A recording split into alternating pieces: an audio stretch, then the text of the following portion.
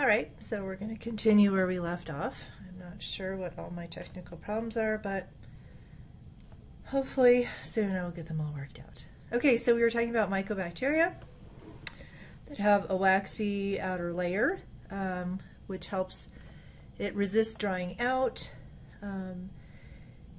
It also makes it hard to treat. So these bacteria are stained with what we call acid-fast staining. So they might look like gram-negative, but it's a different staining technique. And they are resistant to lots of different types of antibiotics because of that waxy outer layer. They also induce a strong immune response.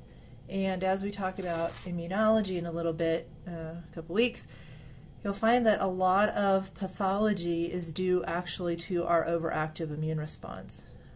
So Mycobacterium, like the bug that causes tuberculosis, can be a challenging organism to work with. Some bacteria produce an outside capsule, which is a polysaccharide, so lots of sugars, sticky outside capsule outside of that outer membrane peptidoglycan. So you can tell this is a gram-negative cell that's been stained. And so the staining looks like this white halo, and the dark inside is the actual bacterial cell. And capsules are important virulence factor because they're resistant to phagocytosis.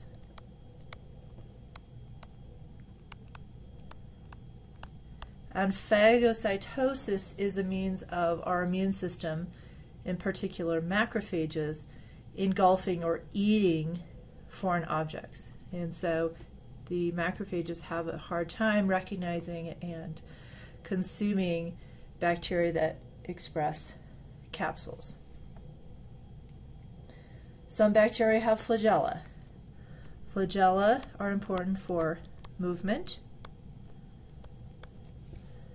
And there's lots of different types of flagella based on the numbers and where they are produced on the cell. But again, what's important is it gives it mobility. These protein tails can also be immunogenic, so they can also stimulate an antibody response. But they can also give the pathogen a virulence factor, in that, like Helicobacter pylori, will actually dive and kind of dig into your cells to cause ulcers in the GI system.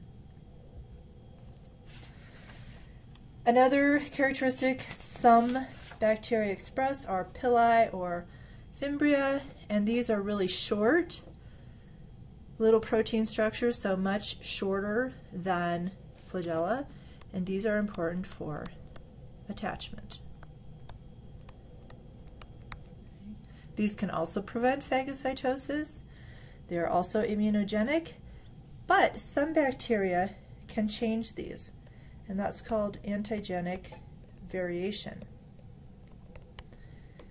which means if they change fast enough or they change to be different enough, our immune system starts all over recognizing them as foreign and mounting an immune response.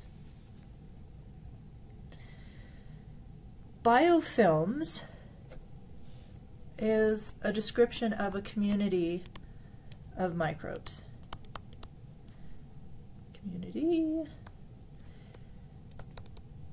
And what's interesting is that many chronic infections have now been related to biofilm production.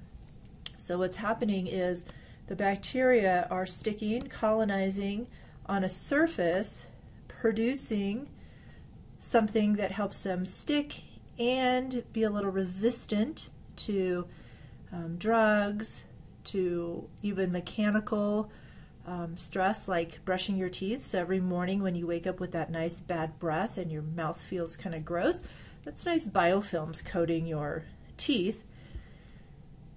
And what's really interesting is these communities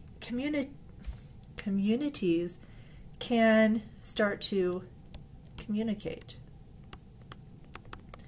So they can actually work together. And so you can imagine a drug like an antibiotic that's trying to get at these bacteria has to penetrate this film.